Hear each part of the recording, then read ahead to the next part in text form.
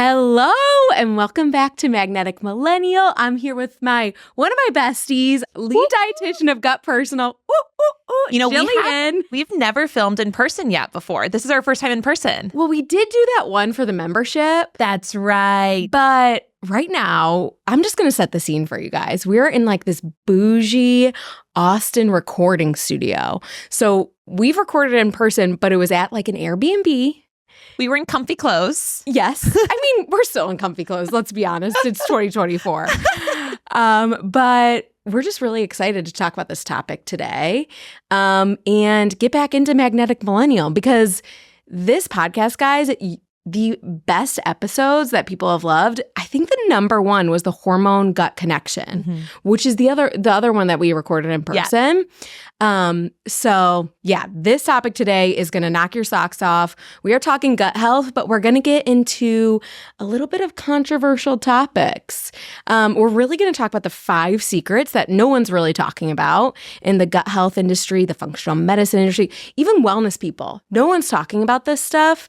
And we feel really called to talk about it because there's so many misconceptions about gut healing that I want to bring this to light because I want women to have answers. Absolutely. I totally agree. You guys, these are literally the 5 secrets that you and I see all of the time. Yeah. And it's confusing, right? The whole world of gut health, it can be very confusing. So I'm super excited to just peel back the curtain and get rid of the BS, the noise, and give people what they want. Let's talk about the 5 secrets that nobody's talking about. Yes, let's do it. Okay, so I'm not going to give you all 5 up front, guys. You got to listen the whole way through to get them all.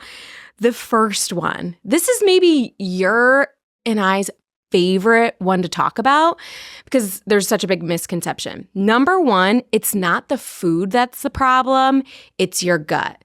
I think there's a lot of women out there and a lot of people out there that think if they have a reaction to food that they need to take that food group out or fix the reaction to that food. But you and I know it's not the food that's the problem, it's your gut. Can you just tell us more about that? Yeah, let's go off. I mean, I get it. I've been there. I know you were there too. And it's when you're struggling with gut issues for so long, you're just so desperate to feel better. And so many times when you eat the food, that's when you start to get the symptoms. So you're like, oh, it must be the food. Like, right? Makes sense. So what can happen is you're pulling all these foods out of your diet, and then you're left with a very restrictive diet of these quote unquote foods that maybe you feel safe around. And it can just lead to a lot of food fears, food anxiety. I know when I was struggling with gut issues, I would just overthink every little thing on my plate. Yeah. I always tell the story how I would literally pick the onions out of the salsa when I would go out to Mexican restaurants because I was so afraid of onions. Like, it's a real thing. And it wasn't until I learned that it's not an issue with the food. It's an issue with that environment that the food is going into, which is your gut.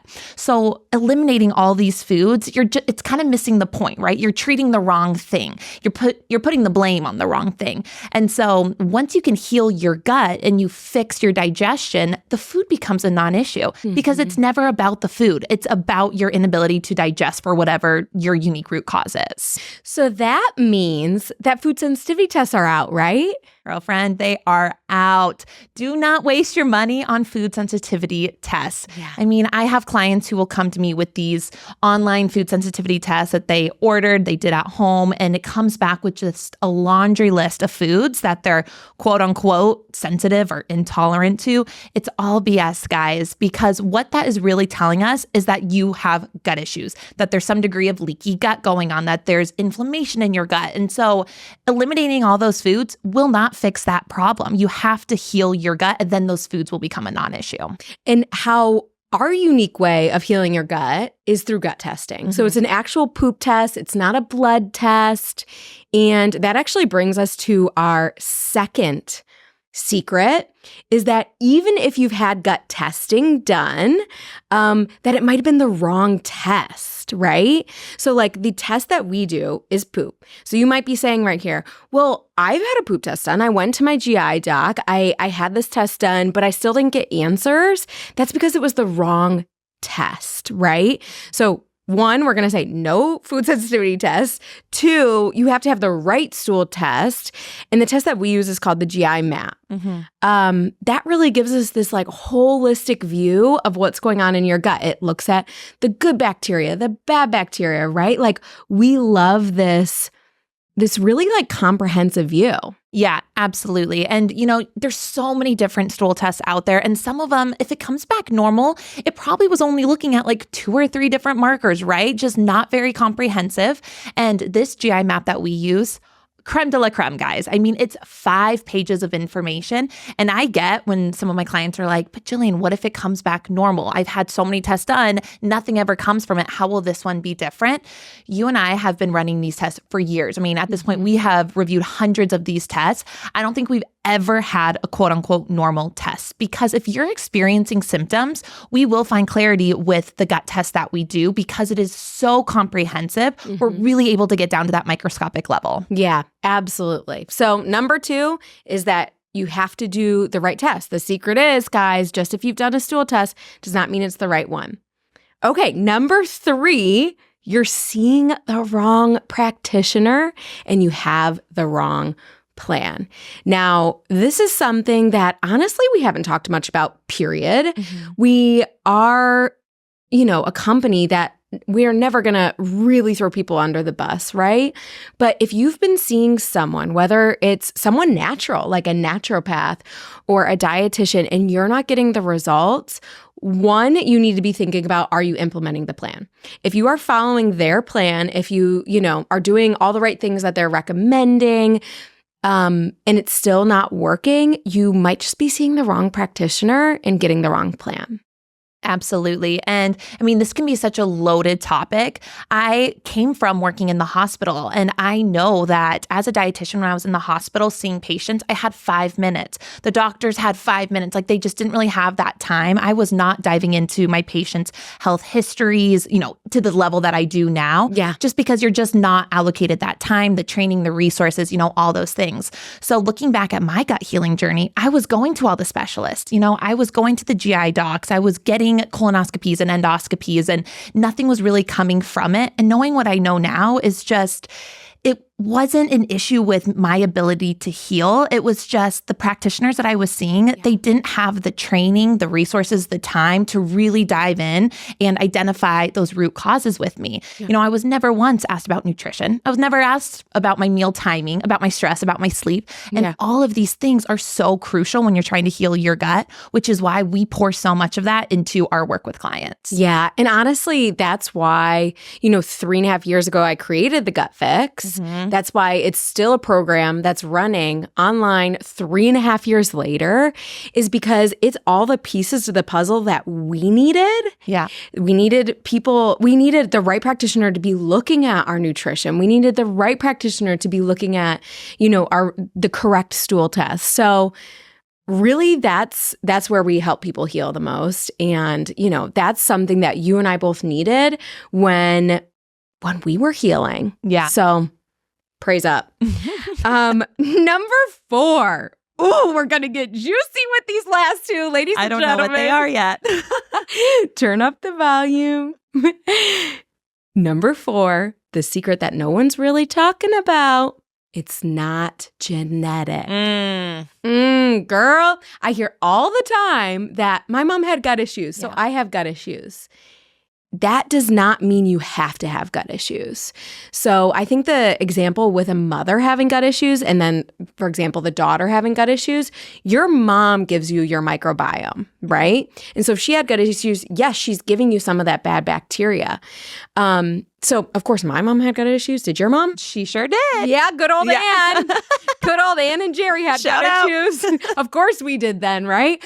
But it's not because it's genetic. Right. And I think there's also this misconception that if I've had gut issues for a really long time, let's say you're in your mid-20s, late 20s, mid-30s, if you've had gut issues for 10 years, you do not have to live with them for the rest of your life. You can still heal independent of how long you've had gut issues. I love that so much. And that is something that I hear a lot with clients. It's like, Jillian, I was born with gut issues. My mom tells me that ever since I was an infant, I've struggled with gut issues. Like it's just in my genes. It's just something I have to learn to live with. Yeah. And that is so not the case because these sort of things, it's not in your genetics. So you can absolutely still heal them.